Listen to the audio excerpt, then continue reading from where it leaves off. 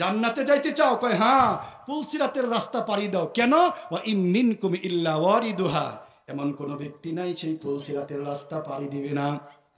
ও আমার বাবারা, এমন কোন ব্যক্তি নাই সেই পুলসিরাতের রাস্তা পাড়ি দিতে হবে না। প্রত্যেকটা পয়গাম্বর, প্রত্যেকটা নবী, প্রত্যেকটা রসুলকে সেই পুলসিরাতের রাস্তা পাড়ি দিতে হবে। প্রত্যেকটা কোরআনের হাফেজকে পুলসিরাতের রাস্তা পাড়ি দিতে হবে। পৃথিবীর জমিনে যত মানুষ আসছে, কিয়ামত পর্যন্ত যত মানুষ আসবে, প্রত্যেকটা ব্যক্তিকেই পুলসিরাতের রাস্তা পাড়ি দিতে হবে। হবে কি হবে না?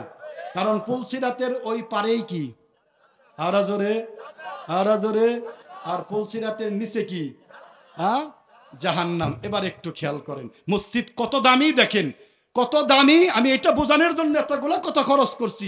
ওয়াল জাওয়াজি ইলা সিরাত, সিরাত মানে পুলসিরাত। ওয়াল জাওয়াজি ইলা সিরাত, ওয়াল জাওয়াজি ইলা সিরাত, ওয়াল জাওয়াজি ইলা সিরাত। পুলসিরাতের রাস্তা পাড়ি দিতে হবে। সাহাবারা শোনো, যারা ওযু করে মসজিদের ভিতরে ঢুকবে, ওয়াতাকাফফালাল্লাহ আল মসজিদু বাইতু কুল্লি তাকিয়িন, ওয়াতাকাফফালাল্লাহ, ওয়াতাকাফফালাল্লাহ, আল্লাহ জিম্মাদারি নিয়েছেন। কয় পুলসিরাতের রাস্তা পাড়ি দিতে হবে। কয় কেমন পুলসিরাত? দেশ যত উন্নত হয়, দেশ যত উন্নত হয়, দেশ যত উন্নত হয়, দেশের রাস্তা তত উন্নত। আমাদের ঈশাননগর শিয়ালকোল যেমন উন্নত, ঈশাননগর শিয়ালকোলের রাস্তা তত উন্নত। ঢাকা যেমন উন্নত, ঢাকার রাস্তা তত উন্নত। নিজের চোখে দেখে আসছি বাবারা, সৌদি আরব যেমন উন্নত, সৌদি আরবের রাস্তা তেমন উন্নত। আমেরিকা যেমন উন্নত, আমেরিকার রাস্তা তত উন্নত। খুব খেয়াল করে শুনেন বাবারা, জান্নাতটা কি উন্নত না অনুন্নত? একটু জোরে বলেন। দেশ যত উন্নত হয়, দেশের রাস্তা তত উন্নত হয়। দেশ যত উন্নত হয়, গ্রাম যত উন্নত হয়, গ্রামের রাস্তা তত উন্নত হয়। রাসূল বলেন, সাহাবারা তোমরা শোনো, ব্যতিক্রম হলো জান্নাতটা তো অনেক উন্নত, জান্নাতটা তো অনেক দামি, জান্নাতটা তো অনেক দামি। কেমন দামি বাবারা, কেমন দামি? আল্লাহর নবী জনাবে মুহাম্মদুর রাসূল সাল্লাল্লাহু আলাইহি ওয়াসাল্লাম বলেন, সাউত, সাউত মানে খুব খেয়াল করে শুনেন, চাবুক রাখার একটা জায়গা ধরেন আধা হাত, আধা হাত। আমি আবার বলি, তামাম পৃথিবী, তামাম পৃথিবী এবং পৃথিবীর মধ্যে যা কিছু আছে, তামাম পৃথিবী কয়েক হাজার কোটি গুণ বিক্রি করলেও আল্লাহর তৈরির জান্নাতের একটা জানালার শিকের মূল্য হবে না। সুবহানাল্লাহ বলেন বাবারা। জান্নাতটা কেমন দামি বাবারা, কেমন দামি, কেমন দামি। জান্নাতটা তো অনেক উন্নত, দেশ যত উন্নত, দেশের রাস্তা তত উন্নত, জান্নাতটা অনেক উন্নত। কিন্তু জান্নাতে যাওয়ার রাস্তা বড় ভয়ঙ্কর। জান্নাতে যাওয়ার রাস্তা কোনটা বলেন? আরো জোরে, আরো জোরে। এই পুলসিরাতের রাস্তাটা বড় ভয়ঙ্কর। শুনলে আরো অবাক হবেন। দেশ যত উন্নত হয়, দেশ যত উন্নত হয়, দেশের লাইটিং ব্যবস্থা তেমন উন্নত হয়। আমাদের সোয়াপুর, ঈশাননগর, শিয়ালকোল যেমন উন্নত, লাইটিং ব্যবস্থা তেমন উন্নত। আমাদের দেশে কারেন্ট থাকে না? থাকে না? থাকে। কি কয়? আমাদের দেশে বলে কারেন্ট থাকে। ওই বাবারা, কারেন্টই থাকে না। দেশ যত উন্নত হয়, লাইটিং ব্যবস্থা তেমন উন্নত হয়। সৌদি আরবে নিজের চোখে দেখে আসছি বাবারা, এক সেকেন্ডের জন্য পরপর আল্লাহ তাআলা 3 বার হজ করার তৌফিক দিয়েছেন। এক সেকেন্ডের জন্য 3 বছরে কারেন্ট যাইতে দেখি নাই।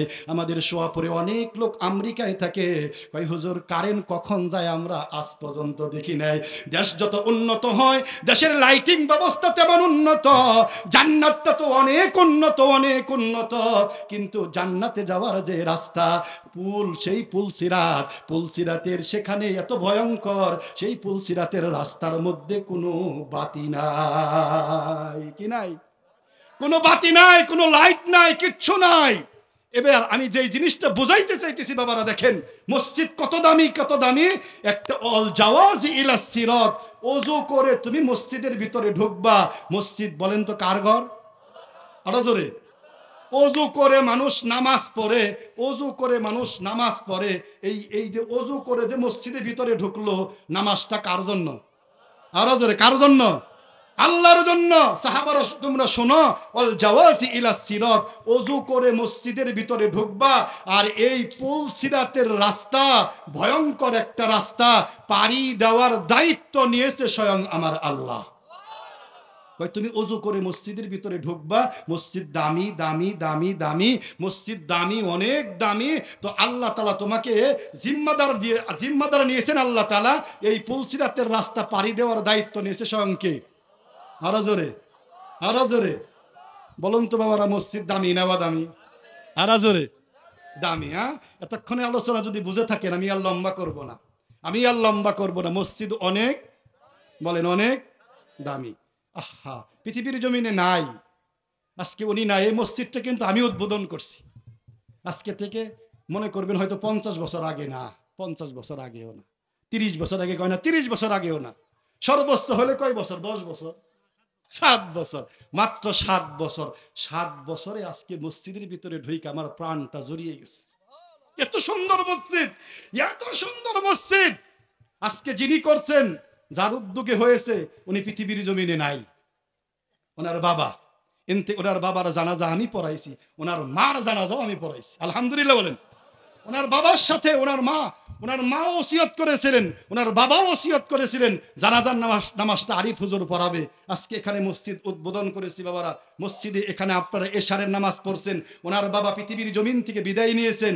আমি প্রশ্ন করতে চাই, মসজিদটা কেমন দামি দেখেন। উনি তো ইন্তেকাল করে কবর দেশে শায়িত। ফজরের নামাজ হয়েছে, এশারের নামাজ হয়েছে, মাগরিবের নামাজ হয়েছে, আসরের নামাজ হয়েছে। নামাজের কারণে নেকি হয় নাই? একটু জোরে, নেকি হয় নাই? ও আমার বাবারা, এই সমস্ত নেকি কি ব্যবসা করে গেছে ওনার বাপে, কেমন ব্যবসা করে গেছেন ওনার বাপে, এই সমস্ত নেকি ওনার বাবার কবরের মধ্যে সওয়াব পৌঁছে গেছে। আর একটু জোরে বলেন না সুবহানাল্লাহ। আপনাদেরকে আরেকটু আশ্বস্ত করি, ওনার বাবা তো জমিদাতা, ওনার বাবা তো জমি দিছেন। হুজুর, আমরা যে সিমেন্ট দিলাম, আমরা যে রড দিলাম, আমরা যে ইট দিলাম, রসুল বলেন, নবীর কথা, মান বানা লিল্লাহি মাসজিদান, মান বানা লিল্লাহি মাসজিদান বানাল্লাহু লাহু বাইতান ফিল জান্নাহ। তাফসীর দেখবেন বাবারা, ব্যাখ্যা দেখবেন। যদি কোনো ব্যক্তি একটা ইটও দেয়, জায়গা তো একজনে দিল, এক ব্যক্তি একটা ইট দিল, জায়গা তো একজনে দিল, আরেক ব্যক্তি এক গাড়ি বালু দিল। নবী বলেন, এরা সবাই যদি দুনিয়ার জমিন থেকে বিদায় হয়ে যায় অথবা দুনিয়াতে থাকেও, এদের আমল নামায় শুধু নেকি পৌঁছাইতে থাকবে। মসজিদ কেমন দামি দেখেন, একটু খেয়াল করেন। অরজুলুন কলবুহু মুআল্লাকুন বিল মসজিদ। হাই হাই, হাদিসের মধ্যে দেখি মসজিদের কথা আসছে। কই হাদিসের মধ্যে মসজিদের কথা আসছে, কোরআন শরীফে মসজিদের কথা আসছে? হ্যাঁ, কোরআন শরীফের মধ্যে মসজিদের কথা আসছে। কয় হুজুর একটু শোনান, ইন্নামা ইয়ামুরু মাসাজিদাল্লাহ, মসজিদ। আর নাই কয় আরো আছে, আল্লাযীনা ইত্তাখাযু মসজিদ। আরো নাই কহে, আরো আছে, সূরা কাহফের ভিতরে আছে, সালাসাতুন রাবিহুম কালবুহুম, এই লম্বা একটা আয়াতের মধ্যে সেখানেও মাসজিদান বানা লিল্লাহি, সেখানে মসজিদের কথা আছে। হাই হাই, কোরআন শরীফে জায়গায় জায়গায় মসজিদের কথা আছে, হাদিসে কই হাদিসে জায়গায় জায়গায় মসজিদের কথা আছে। কই কেন মসজিদের কথা বললো, একটু খেয়াল করেন। নবী বলছেন, ওয়ারাজুলুন কলবুহু মুআল্লাকুন বিল মসজিদ। সুবহানাল্লাহ বলেন, আরো জোরে বলেন সুবহানাল্লাহ। কিয়ামতের ময়দানে উঠবেন, এটা কি সত্য? উঠবেন, কিয়ামতের ময়দানে উঠবেন, মাথার আধা হাত উপরে কি থাকবে? সূর্য। এটাও সত্য, কারণ নবী বলছেন, সাবআতুন, সাত শ্রেণীর লোক, সাবআতুন ইউজিল্লুহুমুল্লাহু ফি জিল্লিহি ইয়াওমা লা জিল্লা ইল্লা জিল্লা আরশু। 3 নম্বর, ওয়ারাজুলুন কলবুহু মুআল্লাকুন বিল মসজিদ। হাদিসটা একটু খেয়াল করে শুনেন বাবারা। মাথার আধা হাত উপরে সূর্য থাকবে, আধা হাত। মানুষের মাথার মগজগুলো গলে গলে সমুদ্র হয়ে যাবে। কোথায় থাকবে ছেলে, কোথায় থাকবে মেয়ে, কোথায় থাকবে স্বামী, কোথায় থাকবে স্ত্রী, কোথায় থাকবে নেতা, কোথায় থাকবে নেত্রী, কোথায় থাকবে বন্ধু, কোথায় থাকবে বান্ধব, কেউর কোনো খবর থাকবে না। সেই কঠিন মুহূর্তে নবী বলেন, যাদের কলবটা মসজিদের সাথে লটকানো ছিল, মসজিদকে যারা অন্তর থেকে ভালোবাসছে, যেই মায়েরা, যেই আমার মা বোনেরা মসজিদকে অন্তর থেকে ভালোবেসে নাকের ফুল কানের দুল পর্যন্ত মসজিদে দিয়ে দিছে, সাহাবারা তোমরা শোনো, এমন ব্যক্তিদেরকে কিয়ামতের কঠিন বিপদের সময় আল্লাহ তাআলা আল্লাহর আরশের নিচে ছায়া দান করবে। আরেকটু জোরে বলেন না সুবহানাল্লাহ। আমরা নামাজ 2 ওয়াক্ত কম পড়তে পারি, কিন্তু মসজিদ মাদ্রাসাকে আমরা অন্তর থেকে ভালোবাসি। মাশাআল্লাহ, আমি আর লম্বা করব না। এই মসজিদ আপনারা যদি টাকা না দেন হবে না? বলেন, আমার দিকে তাকিয়ে বলেন, হবে না?